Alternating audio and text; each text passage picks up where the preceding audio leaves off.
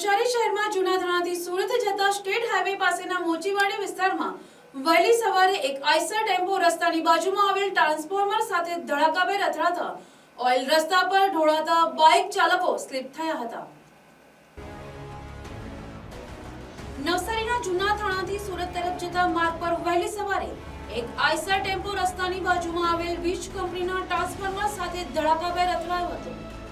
આ અકસ્માતમાં ટ્રાન્સફોર્મરમાંથી ઓઇલ રસ્તા પર ઢોળાયું હતું, જે ઓઇલ રસ્તા પર ફેલાતા વહેલી સવારે નોકરી જતા બાઇક ચાલકો એક પછી એક સ્લીપ થઈને નીચે પટકાયા હતા। આ અકસ્માતમાં 30 થી વધુ બાઇક ચાલકોને ઈજા પહોંચી હતી। અકસ્માત સવારે બન્યો હોવા છતાં નવસારી મહાનગરપાલિકા તંત્રને 10 વાગે જાણ થઈ હતી। ત્યારબાદ તેઓ રસ્તા પર રેતી પાથરવા માટે આવ્યા હતા।